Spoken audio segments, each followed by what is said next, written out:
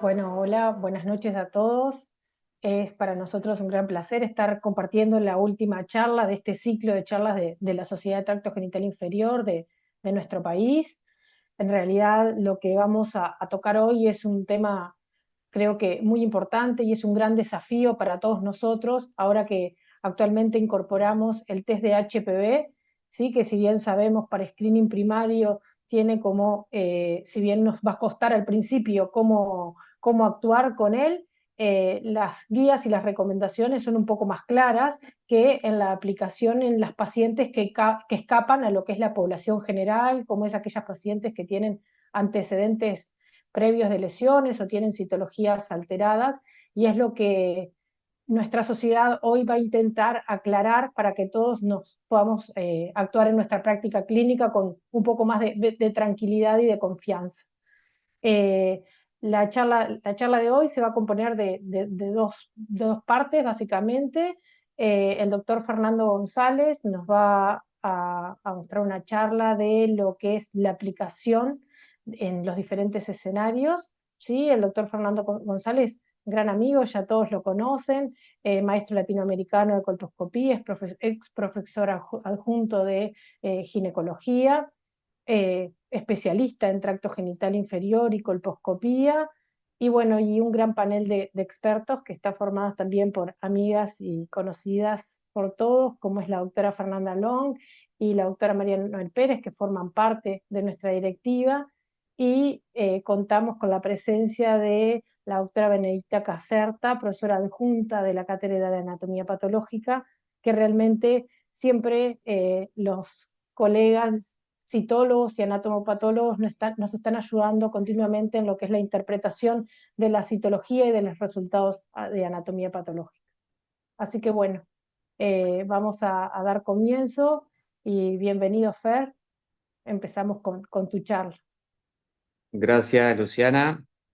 Bueno, es un gusto para mí presentar esta charla y poder contribuir en algo al desarrollo de este tema. Voy a empezar a compartir pantalla, a ver si ven. Bueno, hace un poquito más de un año hablábamos en una charla similar a esta sobre el manejo clínico del test de HPV. En aquel momento no estaban publicadas las guías, sí estaban terminadas, pero bueno, hablamos más que nada del fundamento del test de HPV, la sensibilidad, las ventajas, etcétera, etcétera, más que nada enfocados al tamizaje. Hoy entonces el tema es otro. Tenemos un escenario distinto. Las guías ya están publicadas al alcance de todo el mundo y se está empezando a usar ya hace un mes o más el test de HPV en diferentes prestadores de salud. Entonces hay dudas que son legítimas, nosotros mismos tenemos dudas, tenemos que consultar otras guías de otros lugares, pero lo que estamos viendo con un poco de preocupación que hay una mezcla de tamizaje, que así son las guías, con el seguimiento de pacientes, ¿verdad? Que ya tuvieron lesiones o que están siendo controladas con eso. Entonces queremos aportar desde nuestro punto de vista, y ya de paso le digo que quedamos a las órdenes para cualquier otro aporte, ya sea en la práctica del lugar donde trabajamos o desde la sociedad, para aclarar un poco estos temas. Simplemente, rápidamente para recordar, la prevención del cáncer del cuello uterino, prevención primaria, las vacunas y hábitos sexuales, la prevención secundaria con lo que nos ocupa hoy, que es el test de HPV y el Papá Nicolau, y obviamente la prevención terciaria, el tratamiento y control de lesiones premalignas. En este óvalo, acá es que estamos nosotros ahora, ¿verdad? Empezando con el test de HPV, dejando la citología de a poco, pero también, perdón, pero también empezar con otro tipo de pacientes, como es el seguimiento de lesiones, ver el potencial de progresión y qué hacemos con esas pacientes, qué rol juega el test de HPV en esas pacientes. También, a modo recordatorio, simplemente voy a decir, como desventajas del Papá Nicolau, su baja sensibilidad, poco más de un 50%, aún con citólogos muy entrenados, y bueno, y todos los factores analíticos y preanalíticos que influyen en su baja sensibilidad. Pero como ventajas a los efectos de esta charla, recordar una muy buena especificidad, casi un 90%. Y ya les voy adelantando que justamente por tener buena especificidad se usa como uno de los test de triage cuando el test de HPV da positivo. De estos son muchos números, simplemente recordar que una citología dudosa, justamente uno de los usos que se les da al test de HPV para aclarar una citología dudosa, un 5 o un 10% de esos ascos son en realidad TIL de alto grado en esa paciente.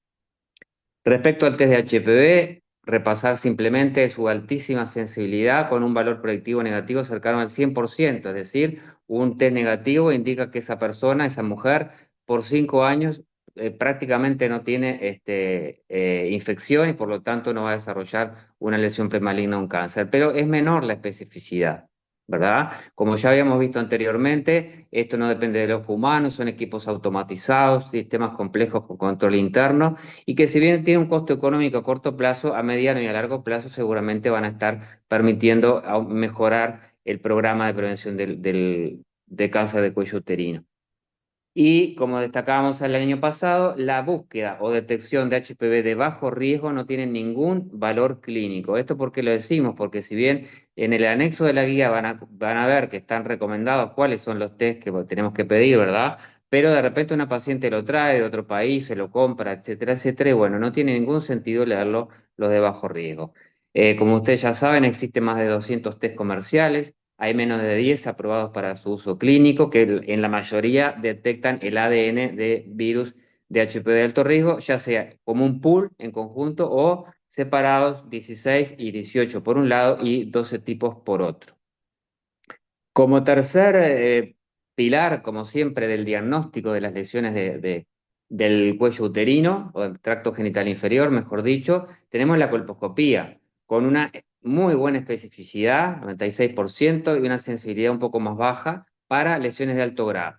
En varios estudios hay un promedio en general del 74% de correlación de una biopsia hecha por un colposcopista bien entrenado con un buen colposcopio, es decir, la correlación entre el aspecto de la lesión colposcópica y la biopsia, ¿verdad? Otras ventajas son que dirige al lugar para biopsiar donde hay mayor sospecha, determina si la lesión está lejos del orificio cervical o lo compromete o incluso se introduce en el canal, permite guiar los tratamientos como el cono LIP que se realiza idealmente bajo colposcopía y también guiar los seguimientos en el cual la videocolposcopía no es imprescindible, pero es un elemento de mucha utilidad en el sentido de que captamos la foto de la lesión y ya no dependemos tanto de nuestros esquemas o nuestros dibujos. Pero la colposcopía tiene sus desventajas. Requiere un entrenamiento, esto tiene que la sensibilidad y la especificidad del método tienen relación directa con la curva de aprendizaje. El equipo y el materiales tienen su costo, no hay en todos los lugares, a pesar de que Uruguay es un país chico, y por todo eso y otras cosas no cumple requisitos como método de screening. Este, Además hay que adecuar los costos, la formación de colposcopistas en cada país, y en Uruguay, bueno, la colposcopía está a bajo o mediano costo, después vamos a ver la ventaja que tiene esto para las pacientes y la desventaja para nosotros, y hay una formación cada vez mejor en este sentido. Y por esto que vengo diciendo hasta ahora es que van a encontrar diferentes guías y no es que una se difiera de la otra en el sentido académico, sino que cada país tiene que tener su estrategia de acuerdo a la incidencia del cáncer de cuello uterino, de acuerdo a los recursos que tenga y a los costos de estos mismos recursos. Llámense el costo económico del test de HPV, de una citología, de una colposcopía y de la atención en general. Todos conocen a esta altura estas guías publicadas en el 2019 por la Asociación Norteamericana de Patólogos, que está basada en el riesgo, ¿verdad? Y esto es lo que está más o menos publicado en las guías de prevención, porque como ustedes pueden ver acá, el screening primario se realiza con test de HPV. Si da positivo para un tipo de alto riesgo como 16 o 18, la paciente pasa directo a colposcopía. Si da positivo para otros tipos puede pasar como triage a citología, por la ventaja que vimos de la mayor especificidad, y si da negativo, pasa el control de rutina en 5 años. Esto no es ninguna novedad, ya, como le decía, lo que sí sería más novedoso, o de repente para analizar un poquito hoy, es el concepto de riesgo que introdujeron estas guías, ¿verdad? No importan acá tanto los números, pero bueno, ellos, en el caso de los países como Estados Unidos y otros países del norte de América y de Europa, la colposcopía es un método caro, no está accesible en todos lados, entonces, en definitiva, lo que ellos determinaron fue el riesgo de sin 3 a 5 años, y de acuerdo a eso, entonces, cuándo solicitar después del HPV, del test de HPV, perdón, según el resultado, citología, colposcopía o ambas cosas. Simplemente para recordar nuevamente, los tipos de infección por HPV, cuando la infección comienza y es latente, solo puede identificarse por métodos moleculares. Luego, cuando ya se empieza a replicar adentro de la célula, es que produce un efecto citopático viral y por lo tanto se observa en la citología, ¿verdad? Una infección transformante es cuando ya el HPV de alto riesgo sobreexpresa los oncogenes 6 y 7 y bueno, y ahí aparece la lesión, una lesión premaligna que puede evolucionar o no al cáncer. Esto simplemente ejemplifica en esta etapa, ¿verdad?, de la infección, que es donde podemos detectar el virus, y recalco por lo que voy a decir después, estamos detectando infección por virus de ADN, todavía no estamos detectando una lesión, ¿verdad? Acá en esta parte es donde diagnostica el test de HPV que la paciente está infectada por un tipo de alto riesgo. Si tiene una lesión, tenemos que ir para acá más adelante, con citología o con colposcopía. Hay entonces premisas para el uso clínico del test de HPV que las voy a dejar bastante claras porque son importantes para el manejo clínico, valga la redundancia. En primer lugar, la mayor parte de las infecciones por HPV son transitorias, sobre todo en mujeres jóvenes, que son las que tienen el sistema inmune mejor.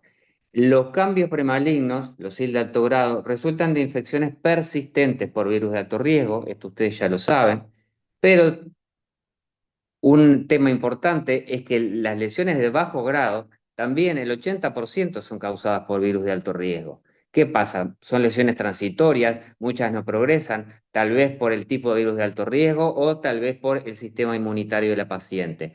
Pero vamos a ver entonces por qué, si justifica o no en esas lesiones de bajo grado, pedir un test de HPV de alto riesgo. Y como ya veíamos, un test de HPV negativo es altamente predictivo de la ausencia de lesión intraepitelial. Esto ejemplifica simplemente que el HPV 16 y 18 tienen mucho mayor riesgo de desarrollar lesiones y más rápido que otros genotipos. Entonces, ¿qué es lo que estamos buscando nosotros? Ya dejamos hace años de perseguir las lesiones de bajo grado, ¿verdad? Lo que estamos intentando diagnosticar son lesiones de alto grado para tratarlas y prevenir el cáncer.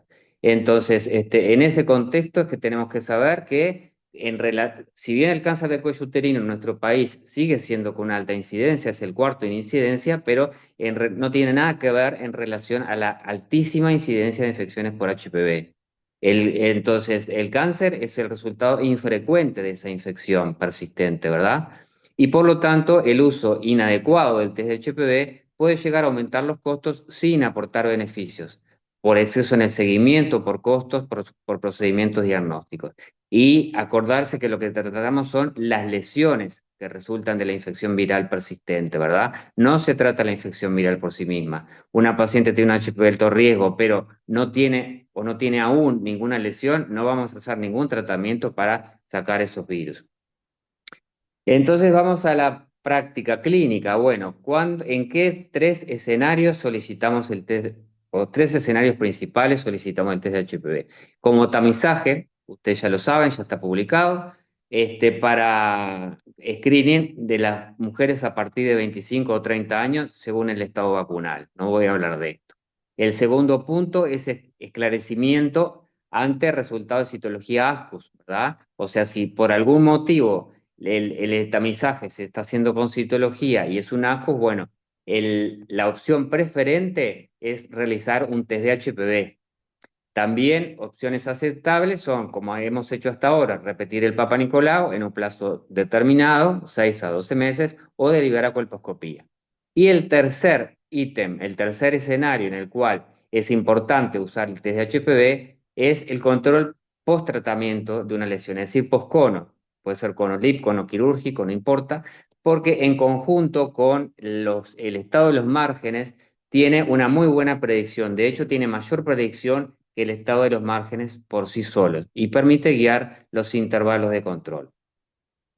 Como decíamos, cuando hay una citología ASCUS, si bien prácticamente el 50% son por inflamación o por atrofia y por lo tanto hay que corregir esos factores, ¿verdad? Antes de repetir la citología, por ejemplo, un porcentaje no despreciable de un 5 o un 10% de los AJUS corresponden a verdaderos high SIL y esas son las pacientes que tenemos que identificar. Entonces nos preguntamos, ¿cuál es el mejor método? Bueno, el mejor método es el test de HPV porque determina los pasos a seguir y los elementos diagnósticos para ver si esa paciente no tiene nada o tiene una lesión de alto riesgo, de alto grado, perdón, o algo intermedio. También es aceptable realizar una citología repetida o una colposcopía, como dijimos hasta ahora.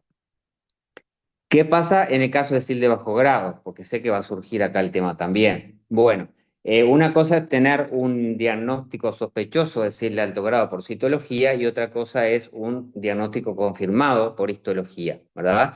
Y también valorar en esa paciente los factores de riesgo y si las citologías previas son concordantes. En el caso de que todo dé concordante y la paciente realmente tenga un SIL de bajo grado, como decíamos, el 80% son causados por virus de alto riesgo. Muchas veces está el concepto de que las lesiones de bajo grado son causadas por virus de bajo riesgo y bueno, y al revés, ¿verdad? Con las de alto riesgo. Pero entonces, ¿qué pasa? Con este dato no tiene sentido solicitar de entrada una tipificación viral porque nos vamos a encontrar que la paciente tiene un LSIL, tiene un virus de alto riesgo, se va a alarmar y nosotros por ahí no vamos a saber qué hacer. Sí puede jugar un papel importante o por lo menos de mayor categoría en el caso de las lesiones persistentes de bajo grado para estratificar el riesgo de esa paciente de progresar a un high SIL o para determinar el seguimiento y ahí es que encontramos diferentes algoritmos según las guías argentinas, españolas, canadienses, podemos encontrar muchos y como artículos como este y muchas guías. Y por último, el test de HPV posconización, como les decíamos, sabemos que hay un riesgo relativamente alto en algunas pacientes de una lesión residual o recurrente. Hasta hace pocos años nos basábamos solo en el estado de los márgenes, sabiendo que cuando el margen endocervical estaba comprometido, sin duda que era algo a seguir la paciente muy de cerca y muchas veces a reconizar. En los últimos años no solo se ha visto que cuando los márgenes visibles en la colposcopía son los comprometidos, no prácticamente casi nadie se reconiza, sino que se agregó a esto el test de HPV y con los dos métodos en conjunto, es decir, con los dos datos en conjunto, el estado de los márgenes y el resultado del test de HPV, podemos orientarnos mucho mejor en cuanto al riesgo de recidivo o recurrencia y por lo tanto a los intervalos en los cuales seguimos la paciente. Fíjense que un riesgo con un test de HPV negativo, una paciente conizada tiene un riesgo de recidiva de menos de un 1%, en cambio con un test de VPH positivo tiene un 12% de riesgo de recidiva. Para ir terminando, entonces son varios los test de HPV, lo importante es que estén validados, te repito, están en un anexo de la guía porque hay gente que también lo puede preguntar porque lo quiere para su consultorio particular o porque la paciente viene de otro lado, ¿verdad? Tener en cuenta qué tipos de HPV están detectando y qué etapa de la infección y ahí los tres usos clínicos que ya dijimos. Si el tamizaje es negativo, se repite en 5 años, pero un resultado positivo, repito, con riesgo de ser demasiado pesado con este tema, pero implica que la mujer tiene una infección por un HPV de alto riesgo, ¿verdad? Entonces necesitamos un test de triage que puede ser citología o colposcopía para ver el estado real de esa paciente. No se tratan resultados de test, sino que se tratan lesiones concretas en pacientes determinadas. Y bueno, y por supuesto que frente a las dudas quedamos siempre a las órdenes para el apoyo al ginecólogo clínico que no se dedica a TGI. Dos palabritas respecto al decreto recientemente aprobado en Uruguay que incorpora el test de HPV a las prestaciones integrales obligatorias, al PIAS, ¿verdad? Y debido bueno, lo leímos y tuvimos algunas consultas, vemos que en realidad específicamente el test está puesto en las guías como para tamizaje, no incluye específicamente, o por lo menos explícitamente, el resto de las recomendaciones, es decir, esclarecimiento de ACUS o control post-cono. Esto será decisión de los prestadores y bueno, y veremos en la sociedad científica si podemos influir en algo para, además de tamizaje, usarlo entonces en las otras dos situaciones. Esto ya lo vimos, tener en cuenta que nuestro país sigue siendo un cáncer muy frecuente, por lo tanto las guías de otros países se pueden utilizar, pero no extrapolar totalmente. Y por hoy ya no les aburro más con este tema y pasamos a los casos clínicos. Bueno, muchísimas gracias, Fer. Muy claro, y es lo que intentamos hacer, es tratar de que en nuestra práctica clínica podamos optimizar el uso del test de HPV, y no solo en las pacientes para el screening, sino también como de gran ayuda en los lugares que contemos con él, el test de HPV para el seguimiento y para las situaciones particulares que se nos presenten, como ahora vamos a ver.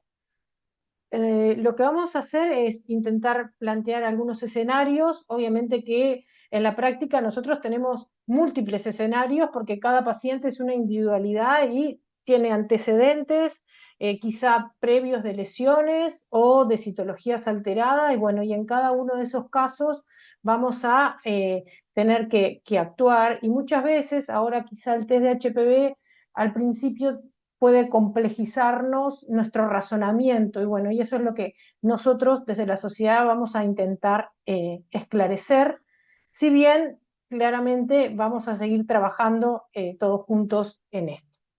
Bueno, como primer caso clínico tenemos a María, que tiene 55 años y concurre a nuestra consulta ginecológica porque tiene un resultado de Papa Nicolau Ascus que se lo realizó en septiembre del 2024.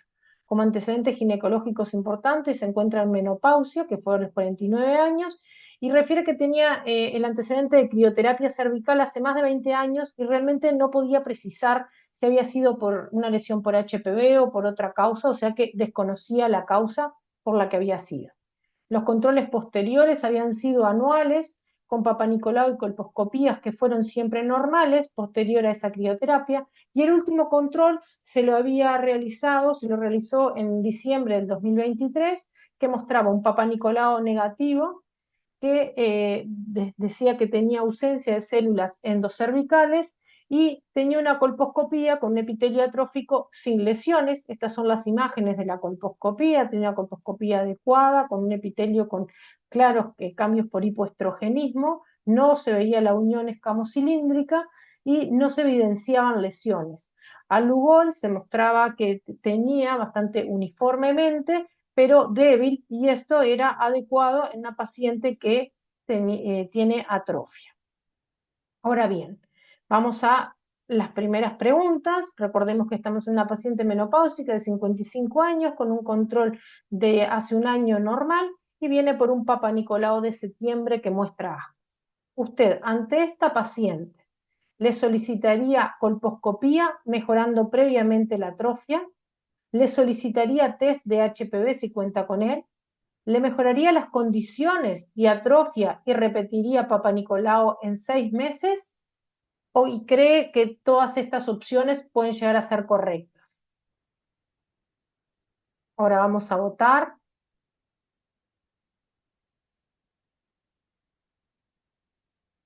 Bien, estuvo como bastante variado, si bien la mayoría votó que todas son correctas, ¿sí? Muchos contestaron que los solicitarían el test de HPV, algunos que iría a colposcopía mejorando previamente la atrofia, y otros mejorarían las condiciones de atrofia y le repetirían en 6 meses. Vamos a la respuesta. Bueno, realmente todas son correctas y vamos a discutir un poquito al respecto. Entonces, la primera pregunta que quiero hacer en realidad escapa un cachito a lo que son estas opciones, y me gustaría preguntarle a Benedicta en qué nos puede interesar a nosotros, porque si bien yo dije que el último Papa Nicolau era normal, lo que especificaba el Papa Nicolau de estas pacientes era que tenía ausencia de células endocervicales. Benedicta, ¿esto tiene alguna implicancia para nosotros como clínicos leer eso? Porque en realidad decía que era una citología satisfactoria y era negativa. Bueno, buenas noches en principio para todos, gracias por la invitación. Y bueno, el criterio de poner una citología como satisfactoria, a pesar de no tener células endocervicales, es porque así está determinado en la clasificación de Bethesda, ¿verdad? Yo pienso que a veces quizá a los clínicos les llama la atención que uno pone ausencia de células endocervicales, igual la cataloga como calidad de la muestra satisfactoria, pero porque es que por convención y el Bethesda lo delimita así. Nosotros como citólogos creemos que creemos que para ustedes es importante poner que no vemos células endocervicales, pues eso quiere decir que no está muestreado, no se llegó al conducto endocervical. Las razones, a veces si la paciente está conizada o está embarazada, puede ser esa la causa, y a veces uno entre paréntesis lo pone como dato para que quede en la historia de la paciente, digamos. Pero si no, el hecho de poner que es una muestra satisfactoria sin células endocervicales es un dato que deberán realizar ustedes la correlación, digamos, clínica para explicarla y bueno, y ver la importancia de que en ese caso no hubo un muestreo del conducto endocervical. Y viendo la colposcopía de esta paciente, digo, tampoco por lo que recuerdo de la imagen, tampoco se le veía por la edad una zona de transformación o nada más, o sea, como que el conducto endocervical no fue muestreado y no sabemos realmente qué pasa allí. Y al tener el diagnóstico de ASCUS es que algún cambio inespecífico existe y bueno, podría deberse a la atrofia o a algo más poco representado en el PAP que pueda tener dentro del conducto endocervical. Bien, y nosotros deberíamos de repetir la citología quizá antes, olvidémonos del Papa Nicolau Ascus, repetir la citología quizá antes de lo que hacemos habitualmente una paciente que tiene ausencia de células endocervicales, pensando en que quizá la sensibilidad, independientemente si fue de la lectura o fue de la toma o propio por la anatomía propia de la paciente, es menor de este Papa Nicolau que si hubiera tenido la representación, ¿no? Y lo que pasa que ahí, por eso, ahí depende de la correlación o digamos, de los que lo deciden son ustedes, porque quizá no se puede hacer la muestra endocervical porque no se puede, tiene un orificio externo que no es franqueable, o digo, nosotros el dato que le podemos dar es ese, que no vemos células endocervicales. Si es posible hacer la muestra repitiendo otra, eso lo pueden decidir ustedes. Claro, las nuevas guías nos recomiendan repetir, si es mayor de 30 años, repetir la muestra en 3 meses y si contamos con test de HPV, realizarlo en estas pacientes para mejorar la sensibilidad.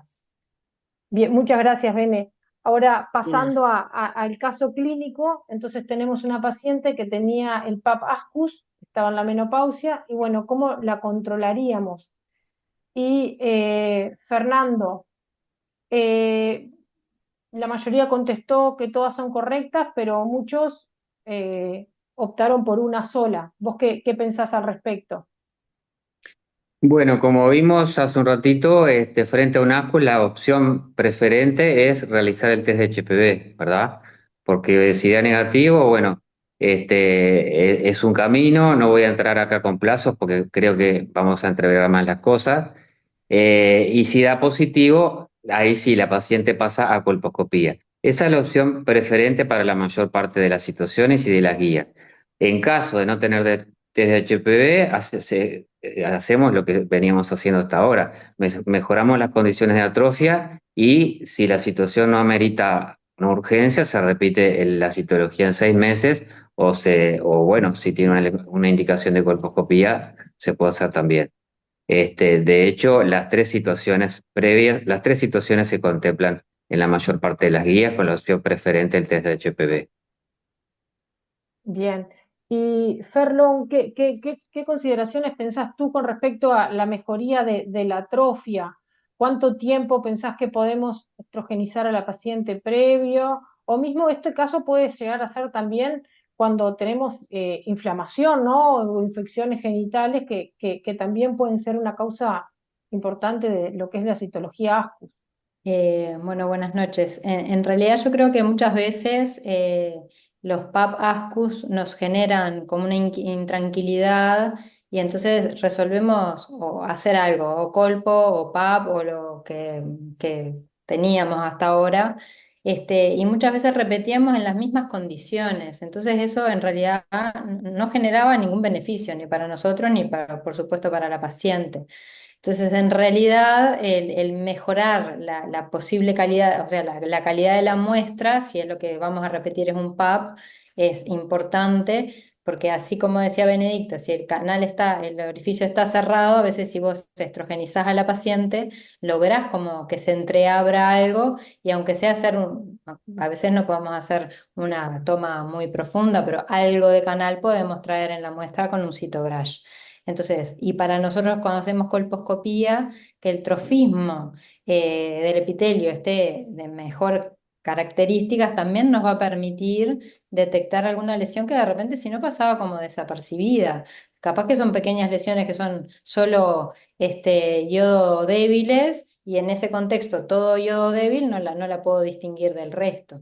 Entonces creo que como concepto siempre acordarnos que si nos da un PAP con alguna limitación, sea inflamatoria, sea un ascus, sea atrofia, y lo vamos a repetir o vamos a pedir una colpo, mejorar el trofismo o tratar eventualmente el proceso inflamatorio. A veces los PAP nos informan que hay mucho proceso inflamatorio, leucocitos abundantes, entonces, bueno, mucha citólisis, que también habitualmente es por inflamación, tratarlo y después hacerlo. ¿Cuánto tiempo? Y aunque sea un ciclo de 10 días, si haces un ciclo de 10 días de estrogenización, a las 48 horas le puedes estar haciendo perfectamente o un nuevo PAP o una colposcopía. Para lo que es el test de HPV, en realidad no es necesario mejorar nada, el test sería como independiente de todo eso, o sea que si contamos con test de HPV, lo podemos hacer sin tener que mejorar nada de estas características. Y bueno, iba a decir algo más que me olvidé. Bien, Eso, 10 días alcanza. Ah, bien. sí, lo que iba a decir, que a veces nos pasa en pacientes, por ejemplo, con cáncer o que han tenido cáncer de mama, que nos pasa de tener un PAP ascus, y yo les explico a las pacientes, y por ejemplo opto por promestrieno, que es el fármaco que está más aprobado en muchos trabajos para uso en pacientes con cáncer de mama. Entonces, pero les explico que le voy a hacer eso, le voy a hacer una serie de 10 días, mejorar la calidad del tejido, y después se lo suspendo. ¿Tá? Digo porque a veces le tenemos miedo en esas pacientes y no les hacemos nada y repetimos los PAP sin hacer nada y nos van a dar lo mismo. Bien. Y no, Noel, con respecto a la calidad de la colposcopía en las pacientes con atrofia, si bien nosotros muchas veces ponemos que es satisfactoria, a veces quizá que pueden quedar algunas dudas. ¿Qué pensás al respecto? Buenas noches para todos.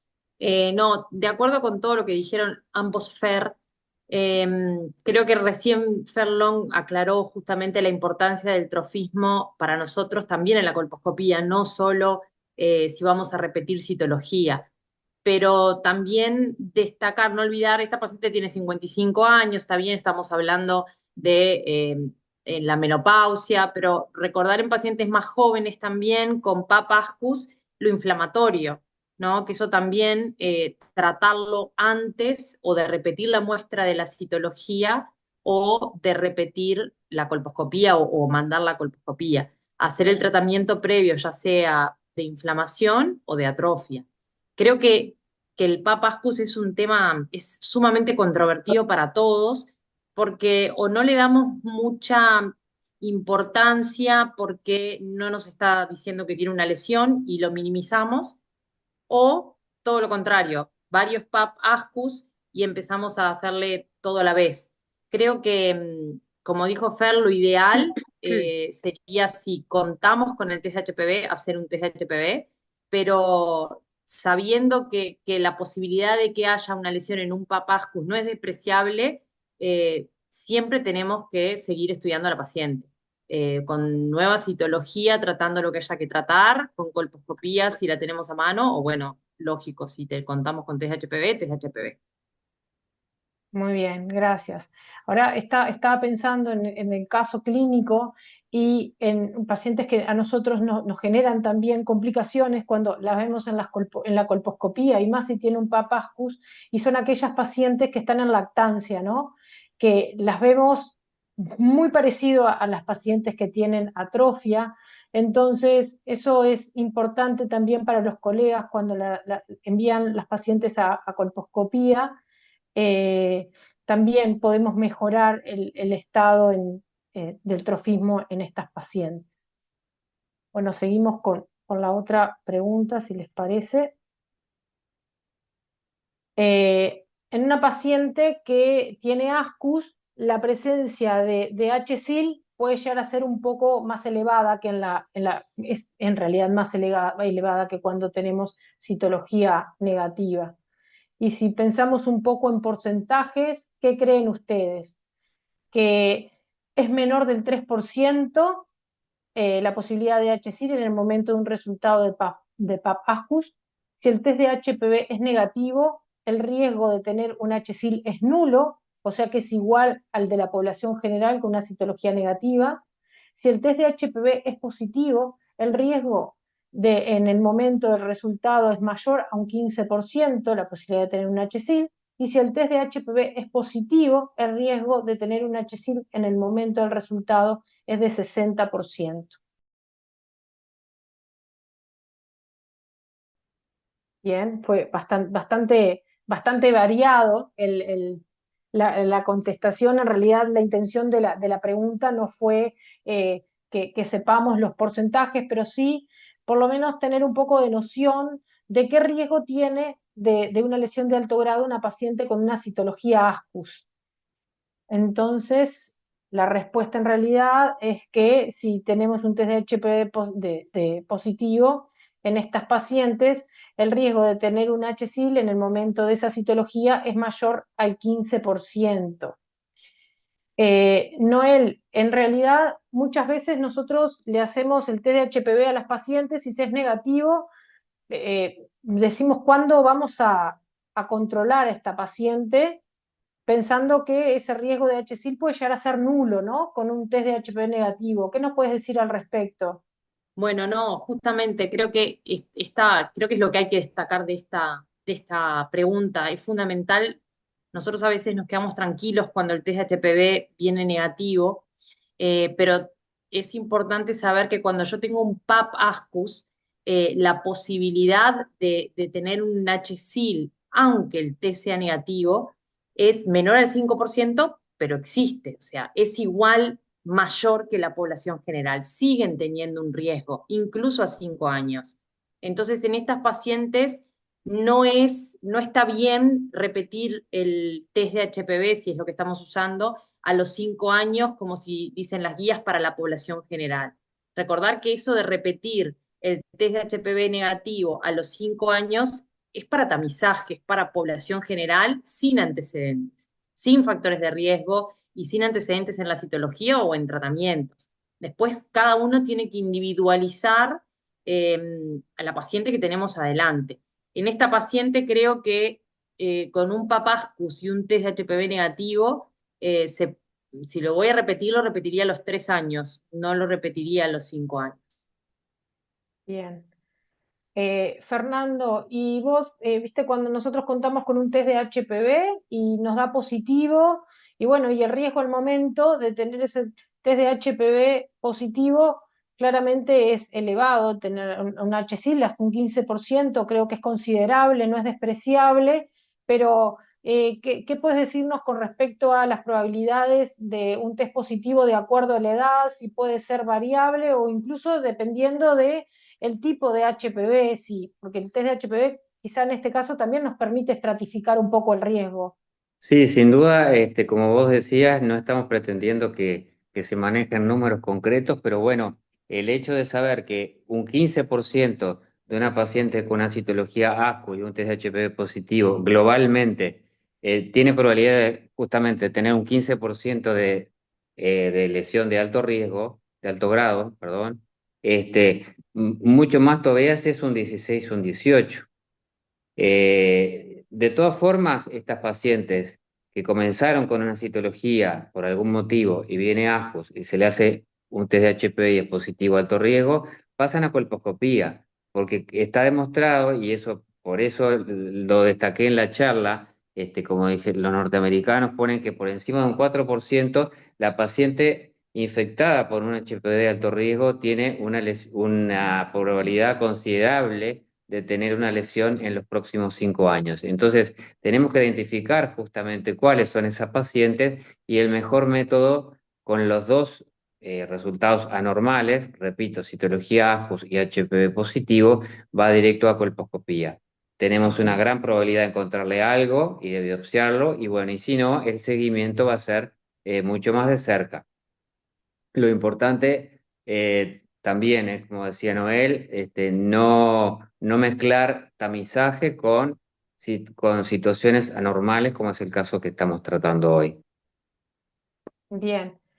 Ferlong, una pregunta. Habitualmente, a ver, y estos casos que se nos van a presentar, muchas veces quizá vamos a tener citologías ASCUS y quizá nuestra institución no nos brinda el test de HPV para estos casos. Cuando nos llega la colposcopía, la paciente con una citología ASCUS, habitualmente en la práctica clínica le hacemos biopsia o eventualmente muestra del canal. ¿Qué considerás para ver a quién podemos hacerle muestras histológicas y a quién no? En realidad ahí lo que tenemos que hacer es como individualizar a la paciente, ¿no? Porque si tenemos el PAP-ASCUS, yo siempre le digo a las pacientes, si el PAP dijo que hay algo, yo lo tengo que ir a buscar. Por lo que dijo Fernando hoy, en realidad es una técnica que tiene capaz que poca sensibilidad, pero tiene una muy buena especificidad. O sea que si vio algo, aunque sea inespecífico, lo tenemos que ir a buscar. Entonces, si lo que contamos es la colposcopía y nos derivaron a la paciente a colposcopía, eh, si veo algo en el exocervix, por supuesto lo biopsio. Si tengo una unión escamocilíndrica visible, y no veo nada, no le hago una biopsia. Ahora, si es una posmenopáusica, que le mejoramos el trofismo y el PAP nos había dado ASCUS, o sea, está en todas las mejores condiciones y el PAP insiste de que ve algo, ahí le hago una muestra de canal. En la paciente que no le puedo visualizar la unión escamocilíndrica, o sea, una paciente generalmente en la posmenopausia, ¿no? Bien, Pero cuando ese PAP fue ASCUS, en buenas condiciones, digamos. O sea, bien, con todas las características, y ahí lo individualizás a la edad de la paciente, a las características de la unión escamocilíndrica, si se ve o no lesión. Si ves lesión, siempre la vas a tener que biopsiar bien, espectacular. la primera vez. Muy bien. Bueno, pasamos a la siguiente, al caso clínico 2. En este caso estamos ante Mariana, de 44 años, que es fumadora y concurre a un control ginecológico. Como antecedentes obstétricos, tiene 2 gestas, 2 partos, y antecedentes ginecológicos, ciclos regulares. Como método anticonceptivo tiene un DIU y está en control por un LSIL, diagnóstico histológico, hace 18 meses. En abril se controló, ¿sí? En abril del 23 tenía un PAP-ASCUS con una colposcopía con cambios menores y la biopsia mostraba LSIL, y en el control de noviembre del año pasado mostraba un Papa Nicolau con LSIL y una colposcopía sin cambios con respecto al estudio previo. Esta es la colposcopía de Mariana, que era adecuada, la unión escamocilíndrica no era visible y tiene claros cambios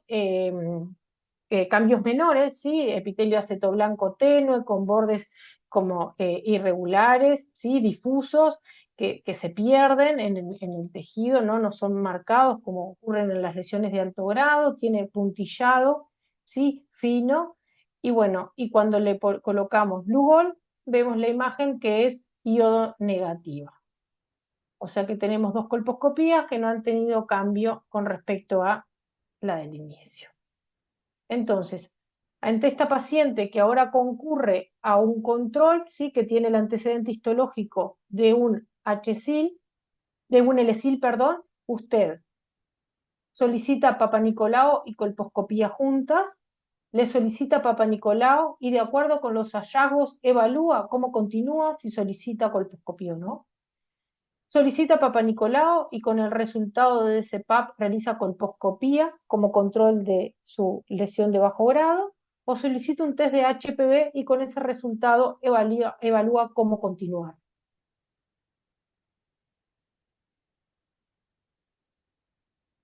También ha sido bastante variada, la mayoría en realidad contestó, un 50%, la mitad de nosotros contestó que solicitaría un test de HPV y con el resultado evalúa cómo continúa.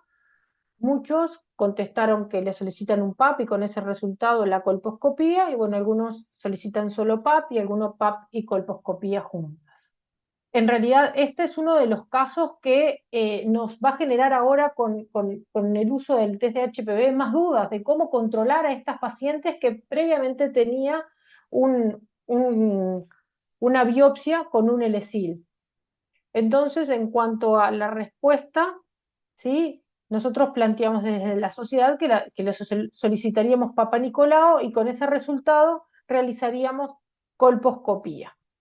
Entonces, Fernando, ¿qué consideraciones tenés con respecto a solicitar en esta paciente Papa Nicolau y colposcopía juntas? Eso en realidad es lo que veníamos haciendo hasta ahora, ¿verdad? Ujú. Control cada 6 meses, por 2 años, generalmente, a veces por 3 años, de acuerdo a la inmunidad. Pero bueno, si ahora disponemos del test de HPV, se puede hacer solo test de HPV que nos va a dar seguramente, si es negativo, ¿qué nos va a permitir con esta paciente? La paciente va a seguir teniendo la lesión, pero nos va a estratificar el riesgo, es decir, la probabilidad de que esa LSIL avance a una lesión de alto grado es muchísimo menor que si el test de HPV es positivo, ¿verdad? Lo que hace entonces es estratificar el riesgo y por lo tanto determinar el seguimiento de esta paciente, los intervalos de seguimiento exactamente. Lo que no podemos hacer es mezclar patología, aunque sea cambios menores, con tamizaje, como decíamos hace un rato. Es decir, una paciente que ya sabemos que tiene una lesión citológica e histológica, si el test de HPV es negativo, decirle venga a los 5 años. No, la lesión la va a tener. Lo que pasa que, repito, si el test de HPV es negativo, seguramente ese LSIL sea como la mayoría, que tienden a desaparecer. En cambio, con HPV de alto riesgo, ni que hablar 16-18, muy probablemente son esos LSIL, el 10-12% que va a progresar con el tiempo a un SIL de alto grado. Bien. Benedicta, una pregunta, una paciente que tenemos en este caso seguimiento de LSIL y le hacemos un Papa Nicolau. ¿Hay probabilidades de que persista, que la paciente tenga el LSIL y el Papa Nicolau nos pueda llegar a dar negativo? Sí, de hecho vemos casos, lo que decían eso de los controles cada 6 meses, tenemos una población de pacientes que vemos PAP cada 6 meses y a veces vemos que tiene SIL de bajo grado, que lo mantiene en el tiempo, en algunos casos lo vemos después como negativo, en algunos casos incluso a veces vemos un ASCUS porque son cambios inespecíficos y muy pocas células y es posible sí que sea negativo.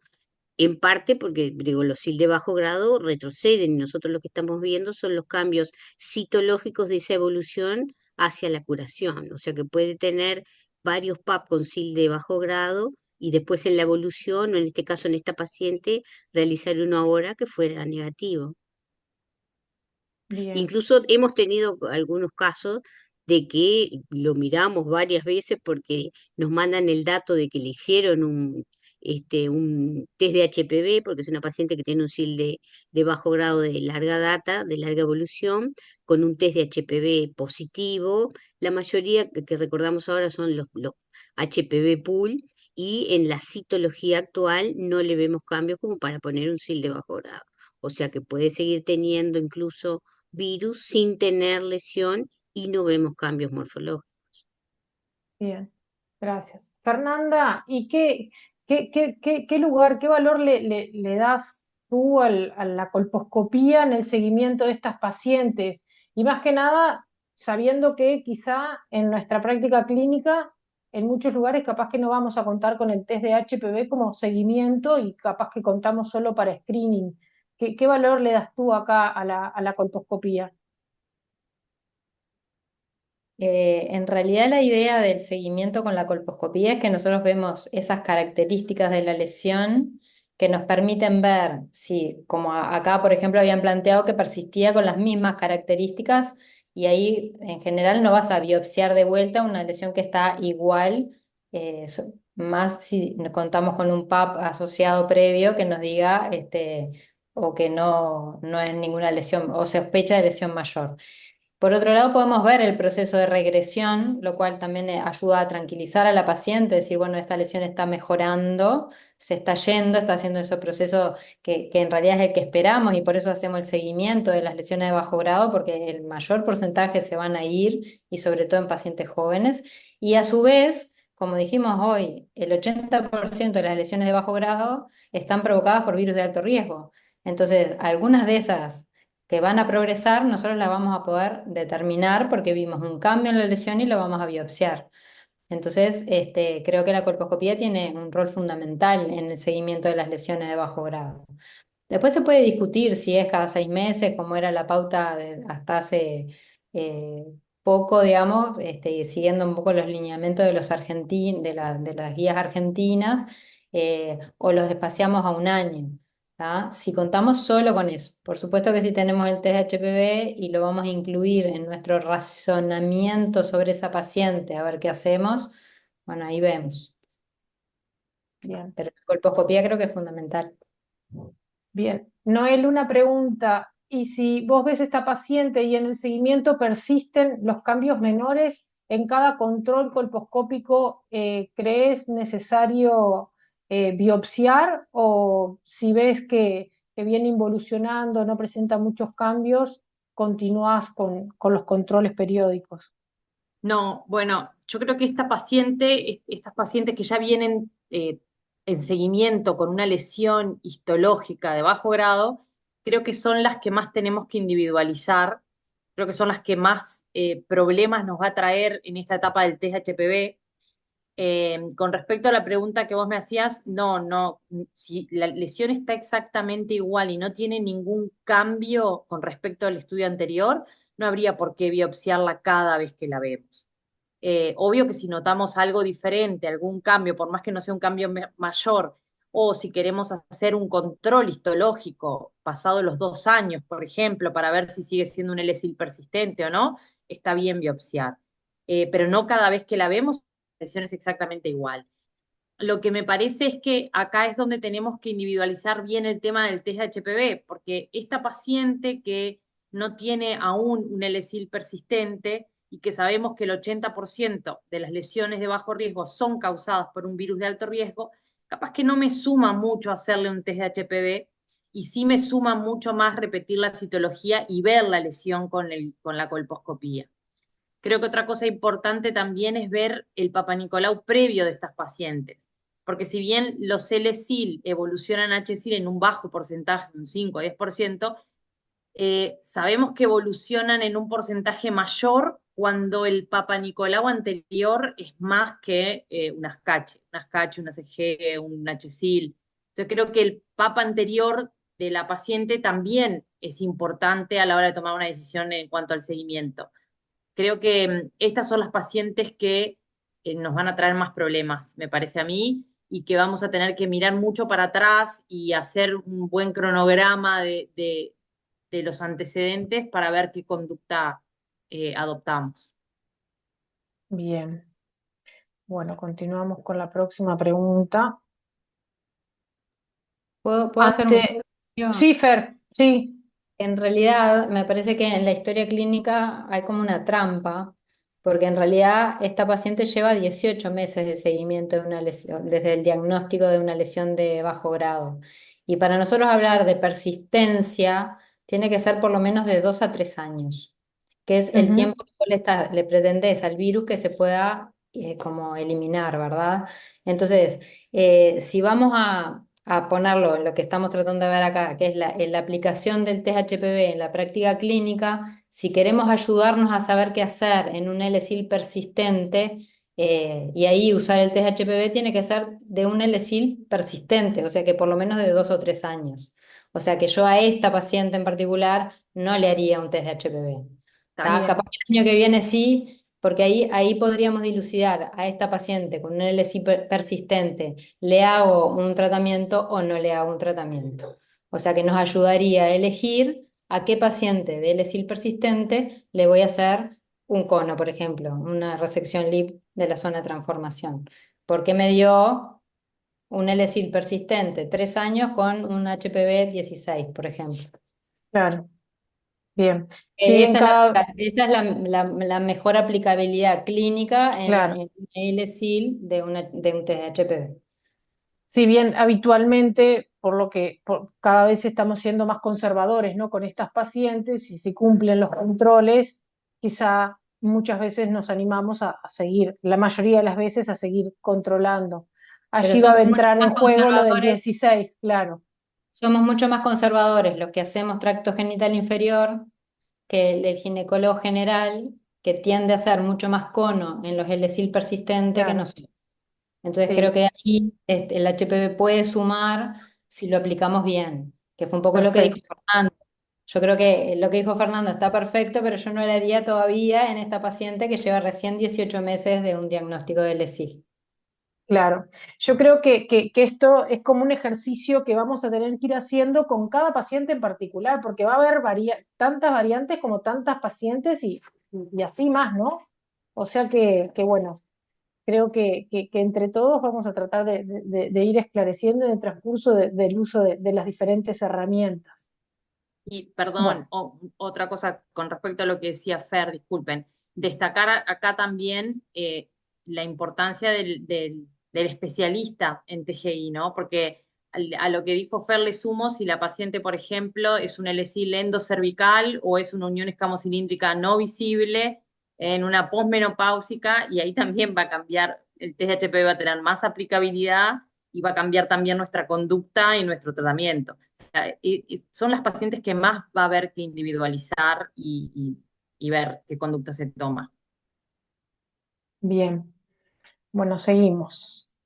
Bueno, esta paciente se le hizo en realidad un test de HPV y nos da de alto riesgo, no 16 y 18. Y en ese caso, ¿qué hacemos? La dirigimos a colposcopía, le solicitamos un Papá Nicolau como método de triage o la derivamos directamente a tratamiento, dado que con un LSIL y un test de HPV positivo tiene un elevado riesgo de tener en este momento un HSIL.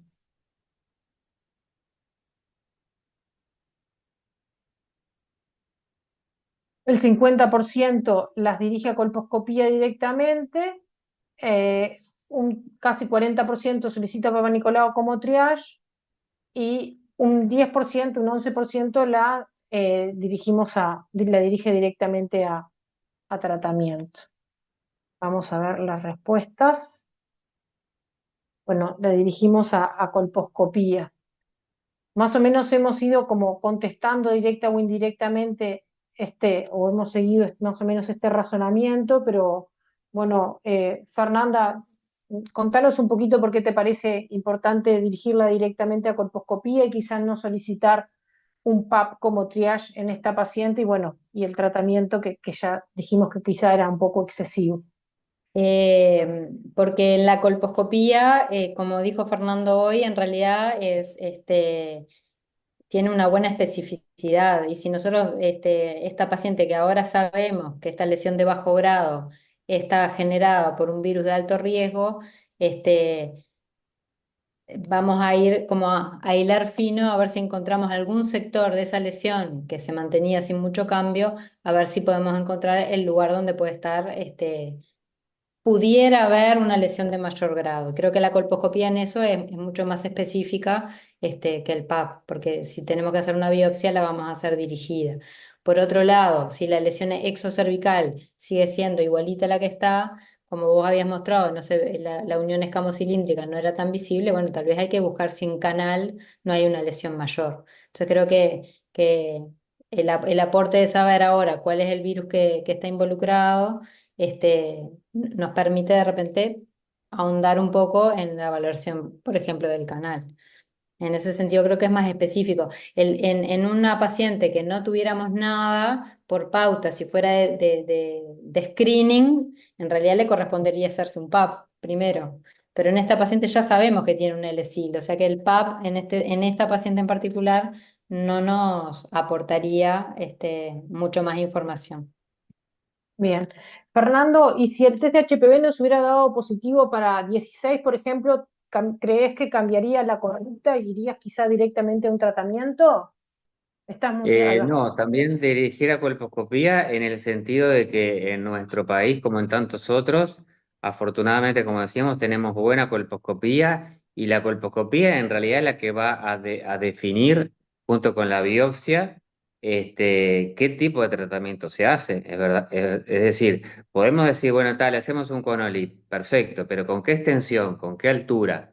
Bien. ¿Dónde está la lesión ubicada? ¿Es totalmente visible? ¿No es totalmente visible? Todos sabemos que, por ejemplo, manuales de la OMS, con mucha validez, sin duda, está publicado Ver y Tratar, o tratamiento inmediato, pero en otros, en el propio manual y en muchos otros libros o pautas, aclaran que si está disponible en un país determinado colposcopía y el tratamiento eventual, realizarlo como siempre decimos, para esa lesión, para ese cuello en una paciente determinada, ¿verdad? Entonces, sin duda que tenemos que saber, no es lo mismo un cuadrante que 4 cuadrantes, no es lo mismo que se introduzca en el canal o no para determinar la extensión de un cono LIP si es que se lo vamos a hacer. Bien. Bueno, vamos a pasar al próximo caso y último, ¿sí? Sofía tiene 31 años y concurre a control por su antecedente, es nuligesta, y se realizó un conolip por un HSIL hace 12 meses. Recibió la vacuna del HPV en el momento del diagnóstico del HSIL y aprovechamos en esta ocasión para recordarles que hace 2 meses a las pacientes que tienen HSIL mayores de 26 años hasta los 45 años en nuestro país es gratuita la vacunación del HPV con 3 dosis. Bueno, ahora seguimos. Esta paciente se realizó un control a los 6 meses que mostraba un PAP negativo y una colposcopía que no tenía elementos sugestivos de lesión. Esta es la colposcopía, que es adecuada, es un cuello cicatrizal, la unión es no visible, ¿sí? No mostraba lesiones en el exocervix ni en la vagina y tenía uniformemente e intensamente al lugar. Ahora bien, en esta paciente que concurre el control, que hace 12 meses se realizó el PAP y el control de los 6 meses había sido normal, ¿qué hace? Le solicita un test de HPV si cuentan con el mismo en su institución, le dice que como ya está curada debe pasar a su control habitual, le dice que concurra en 6 meses a repetir estudios y dentro de ellos el PAP, o le repite el PAP y la colposcopía en ese momento. Ahora vamos a la votación. La gran mayoría le solicita el test de HPV si cuenta con él, ¿sí? Y un alto porcentaje le repite el Papa Nicolau y colposcopía. Entonces, vamos a la respuesta, ¿sí? Es como dijo la mayoría, le solicitaríamos el test de HPV si contáramos con el mismo en nuestra institución. Y bueno, Noel, ¿qué pensás al respecto? ¿Cuál es la importancia de solicitar un test de HPV en estas pacientes que tuvieron un cono previo? Bueno, este es lo que todos conocemos como test de cura, que se puede hacer entre los 6 meses y el año del lipo, del cono quirúrgico, y la importancia radica en que, más que nada, en el factor pronóstico que tiene para la recidiva, que incluso, como dijo Fer al inicio en la charla, eh, es mejor para predecir la recidiva que los márgenes positivos por sí solos. Entonces, creo que si bien a la paciente le tenemos que dejar claro que igual se va a tener que controlar cada 6 meses por 2 años y que se va a tener que controlar durante 25 años de manera anual, creo que como factor pronóstico que realice la eliminación del virus, además de la lesión, la va a tranquilizar mucho. A nosotros también nos paramos desde otro lado a controlarla, pero le tiene que quedar claro a la paciente que no está curada, que le haya dado negativo y que haya eliminado el virus no quiere decir que no tenga más riesgo y como se curó de la lesión y ahora eliminó el virus, no se tiene que controlar más. Creo que eso es fundamental dejar bien claro. Bien, les decimos que vemos que hay preguntas en el chat, que vamos a terminar con esto y las vamos a contestar ahora al final. ¿Sí? Y Ferlong, ¿por qué es importante explicarle a la paciente que aunque haya tenido ese procedimiento excisional y quizá que los márgenes hayan sido negativos y el primero o segundo control sean negativos, no consideramos realmente que esté del todo curada y que vuelva al control habitual? ¿Qué puedes decirnos al respecto? Porque en realidad, a ver, que el test nos dé negativo no nos asegura que tenga cero virus. En realidad lo que habla es de que logró, tal vez lo eliminó y no tiene más virus o tiene una carga viral tan baja que no es detectable. ¿Tá? Entonces, y evidentemente una paciente que generó una lesión de alto grado es porque tiene una inmunidad o general o local que tampoco está funcionando del todo bien. Entonces, son pacientes que sostienen el riesgo en el tiempo y por eso se habla de que hasta 25 años luego de realizado un tratamiento de una lesión sin dos más, en cualquier paciente hay que seguirle el control como de cerca. ¿Tá? La frecuencia la iremos acomodando a que nos dé negativo o no el test de HPV, ¿verdad? Siempre decíamos que después de un cono los controles son cada 6 meses por 2 años, pero si en el medio tenemos un test de cura que nos da negativo, a esa paciente le podemos liberar un poquito y de repente estirar un poquito los controles, pero la vamos a seguir controlando por 25 años. ¿Tá? Pero no nos da, o sea, que el test sea negativo no me habla que esa paciente haya reducido a cero sus riesgos. ¿Tá? Bien, Ni tal vez a cero su carga viral. bien. Bene está levantando la mano. No, quería decir una cosa muy genérica en relación a todas las pacientes que se han visto para los patólogos, porque se va a dar ahora más frecuentemente, de que el dato, cuando ustedes realizan biopsia y o legrados o cepillados, si tienen el dato de una paciente que tiene un test de HPV positivo, ni que hablar si es 16 o 18, es un dato que para nosotros es importante. ¿Por qué? Porque dentro de las pautas del LAS para hacer P16, a pesar de que la lesión morfológicamente sea de bajo grado o sean lesiones muy pequeñas, ese es un criterio para hacerle P16. ¿Por qué? Porque a veces le hacemos P16, aparecen áreas de epitelio positivo, uno vuelve a la hematoxilina y eosina y en cortes más profundos o en áreas muy pequeñas puede haber lesiones de alto grado que no se vieron en primera instancia con la hematoxilina. O sea que el dato clínico de un test de HPV positivo para nosotros es importante y deberíamos contar con él y es recordar que es un criterio para pedir P16. Porque ¿qué va a pasar al ser el test de HPV? Tener una mayor sensibilidad, vamos a ir encontrando lesiones cada vez más pequeñas, más precoces y que desde el punto de vista histológico vamos a tener que ser muy cuidadosos en buscarlas y encontrarlas.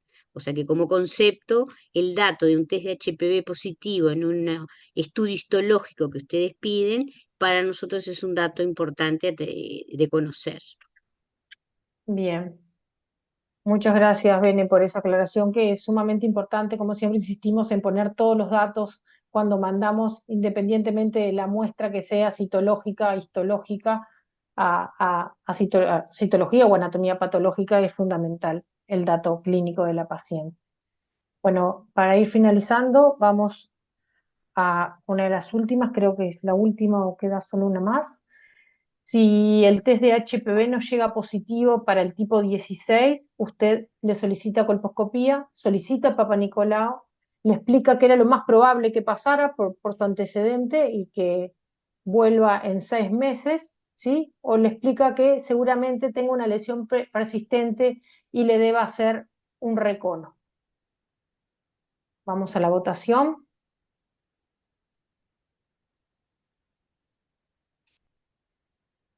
Bien, la gran mayoría contestó que le solicitaríamos colposcopía, ¿sí?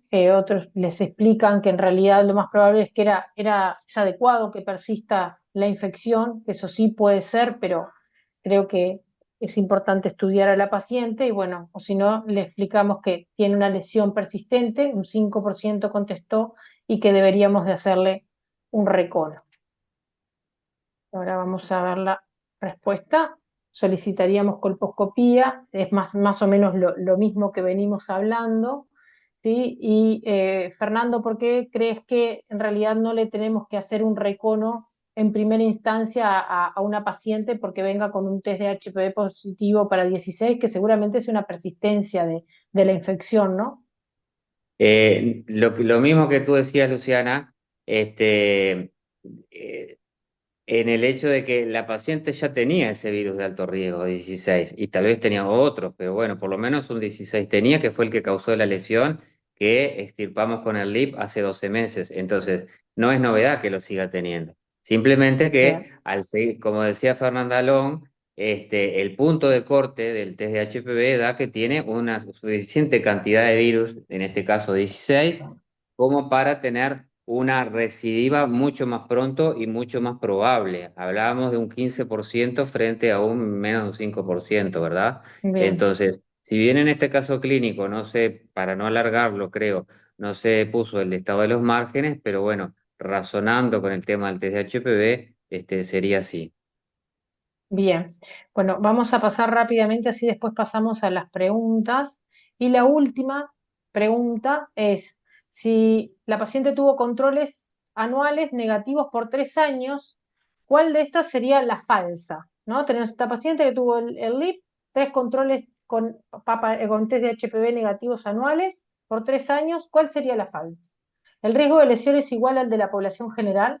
El riesgo de recidiva sigue siendo elevado hasta 25 años post-LIP. Puede espaciar los controles, pero no mayor de cada 3 años. Si no cuenta con test de HPV, es sumamente válido hacer el seguimiento con Papa Nicolau y colposcopía en forma anual. Creo que esta más o menos la hemos ido contestando, pero bueno, vamos a ver qué podemos contestar entre todos. Bien, la mayoría contestó que el riesgo de lesión es igual que el de la población general.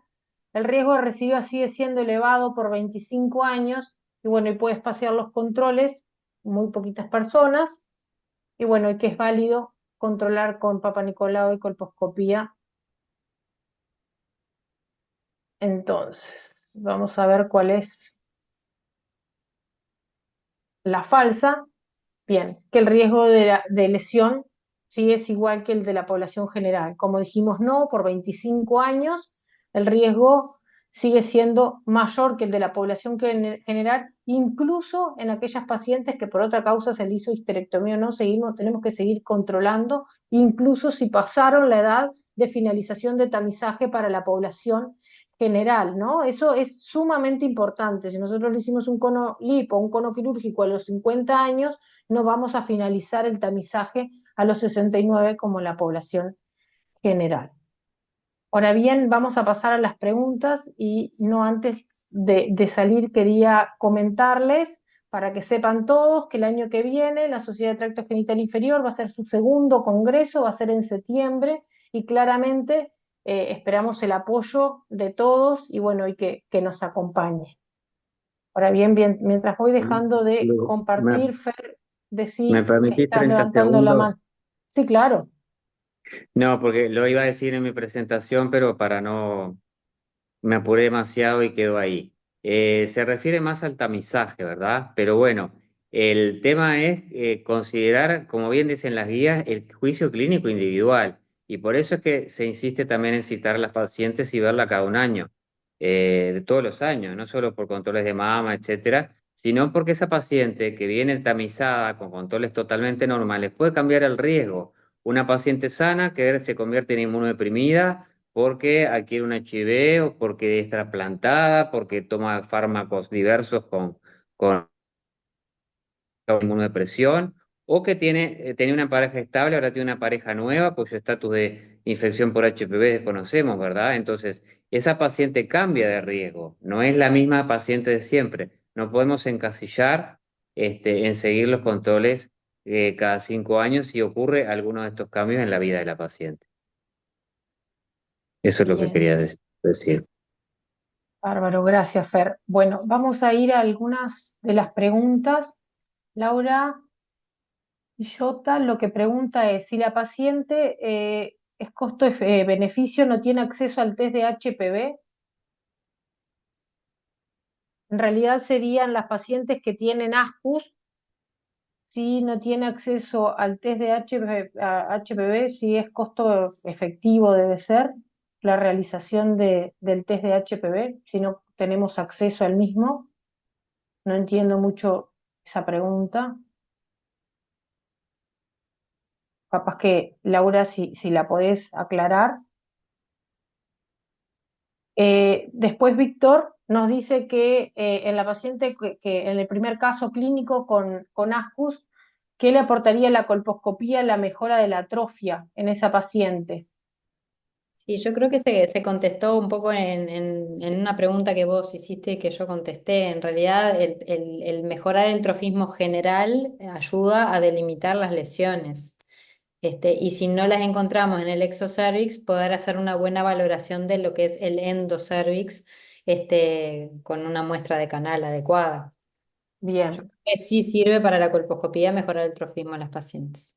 sí, bien. Eh, Fer, Recordar que un epitelio atrófico tiene 4 o 5 capitas de células. Entonces, sí, si nosotros se nos puede pasar desapercibido porque no vemos un epitelio blanco o no vemos una área negativa muy clara. Si esa capita de 4 o 5 células con 10 o 15 días de estrógenos locales la aumentamos a 20 o 25 células, seguramente el propio espesor de ese epitelio nos permita también en la colposcopía mejorar nuestra sensibilidad. bien. Y también en Acá, lesiones vaginales, ¿verdad? No solo en el cuello. sí, Ujú. claro. Acá Verónica Fiol nos pregunta que si se reitera el PAP luego del tratamiento por atrofia, por ejemplo, y es normal ese PAP, ¿tiene rol el test de HPV? Y si es negativo en ese contexto, ¿también hay que controlar antes? Sí, creo que está hablando del caso uno. Creo Sí, que, sí, sí, sí. ahí va, sí, en realidad creo que sí que tiene rol el test de HPV. No nos olvidemos que antes incluso lo usábamos como triage en los PAP-ASCUS. Entonces creo que sí que tiene lugar hacer un test de HPV, pero no olvidarnos que si nos diera negativo, el Papa Ascus lo tuvo. Entonces, como decíamos más adelante, tiene un riesgo mayor que la población general de tener una lesión a futuro, aunque el test de HPV sea negativo. Por lo tanto, yo no le repetiría el test de HPV a los 5 años y la volvería a controlar antes. Bien. Fernanda, acá nos pregunta Gabriela Piris si no sería bueno realizar COTEST, la realización conjunta de PAP y HPV, y según la combinación ver cómo seguir. El COTEST se planteó en distintos países hacer y los americanos sobre todo fueron los que estimularon a hacer el COTEST hasta que se demostró que en realidad no mejoraba la sensibilidad. Entonces, se dejó de hacer. Eso hablando en screening, ¿verdad? Cuando vos haces pauta de screening, no se hace COTEST, haces test de HPV. Ahora, si estamos en una paciente particular donde, por ejemplo, un LSIL persistente y queremos ver si hay cambios celulares y tenemos acceso a además poderle hacer un test HPV, yo no lo llamaría COTEST, o sea, es un COTEST, pero hecho para esa paciente que yo quiero que ese test de HPV me dé alguna información en particular, pero no se definió que el COTES en sí es más costoso y sin mejoría de los beneficios que hacer solo test de HPV en población general. Bien. Acá nos hacen una pregunta que en realidad no sé el nombre de quién la hace, pero bueno.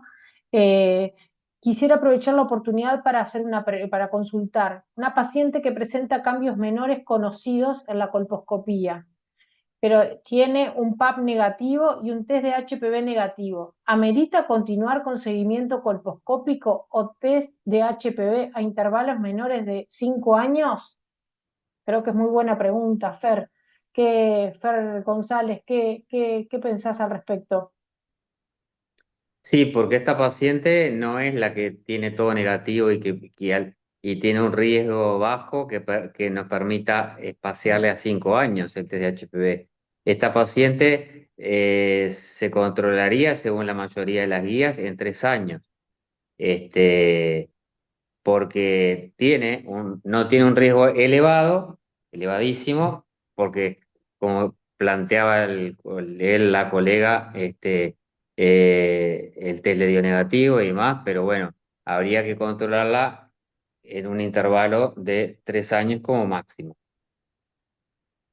Bien, acá Laura Villota nos dice que si en lugar del PAP y el canal no es visible, el beneficio del test de HPV sería mayor.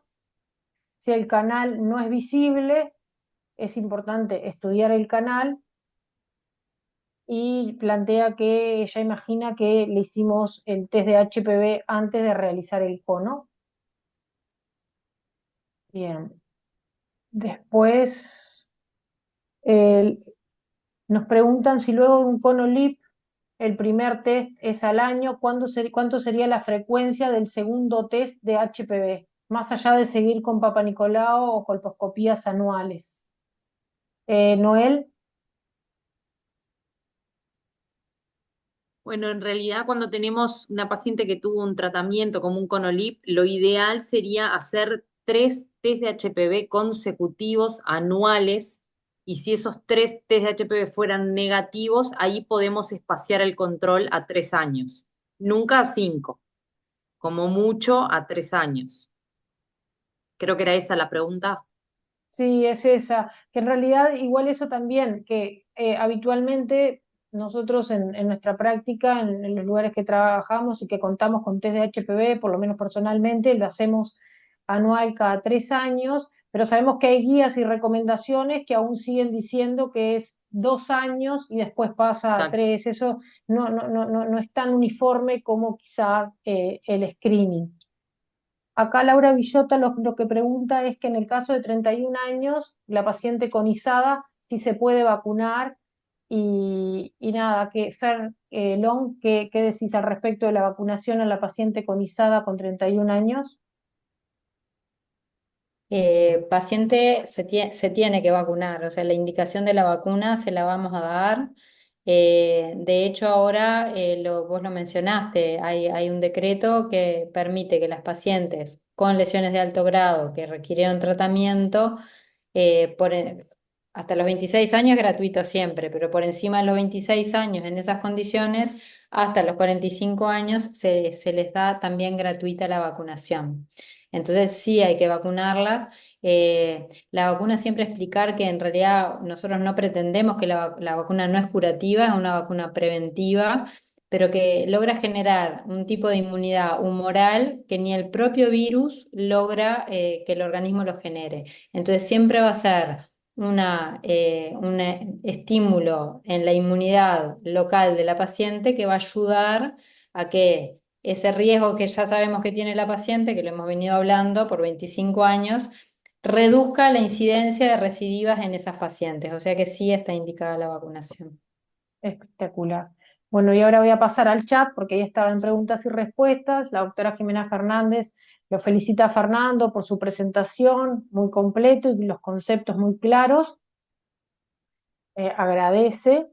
Después, bueno, la pregunta del COTEST ya fue contestada.